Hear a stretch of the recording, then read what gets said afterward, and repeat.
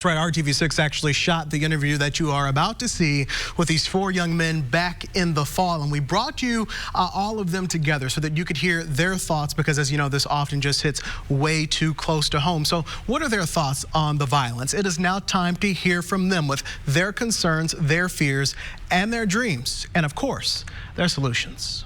My name is Reese Hamilton. I'm 11 years old and I'm in the 6th grade and I want to be a civil rights leader. My name is Brandon Kennedy. I am 17 years old. I'm in the 12th grade. What I want to do is become an engineer, photographer. My name is Miko Ray. I'm 13. I'm in the 7th grade. My name is Avante Ray. There you go. I'm in 10th grade. I'm 16. These young men are the future of Indianapolis. The future civil rights leader, engineer, football player, and pharmacist say the city they call home needs to invest in the future they are chasing. Well, I don't hear a lot of programs talking about, you know, black young men becoming engineers or anything like that. Like, I know there's this one program called like First Robotics and everything like that, but some places cost money. A lot of places don't even offer it. What I feel like need to be done is like a bigger support system. Like more people to show that they care. These young men all agree they're missing out on mentorship outside of the classroom. Miko Ray grew up in a single-parent household led by his mother. He says he knows his future is in football after his football coach, who looks like him, showed him the way. Father figure, the coach like a father figure to me, and then you got your team, your family. Miko's brother, Avante, says finding that mentor or after-school activity is the very thing protecting them from the violence that often happens around them.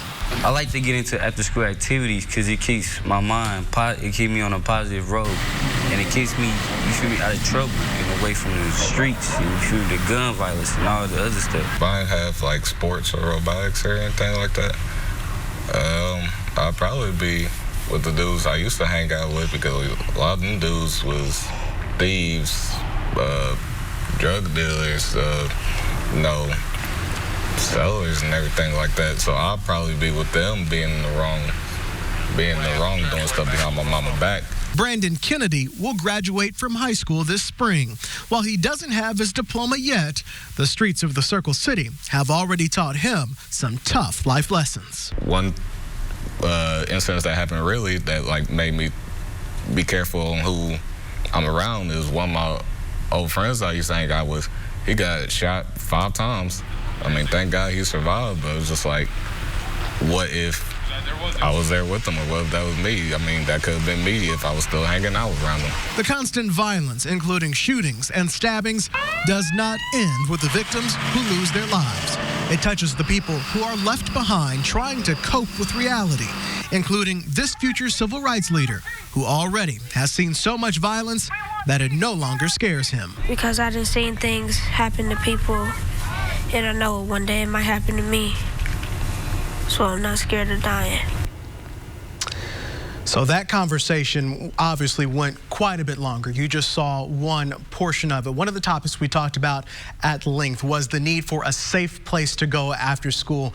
They would like to see something like a lock-in program that keeps kids in a safe place until about 8 o'clock at night, and then school buses could even take them directly home, Mark. Such a candid conversation that you had with them, and hearing from them, the hunger is there, the need is there.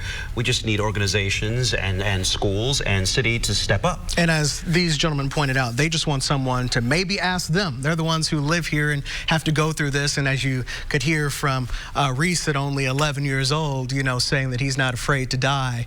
That's sobering. That's sobering for anyone who could hear that. We appreciate the conversation. Of course, the conversation is not over. It's far from over. In fact, if you've been impacted by violence, if you want to share how we can rise above it, well, send us a message at workingforyou@rtv6.com.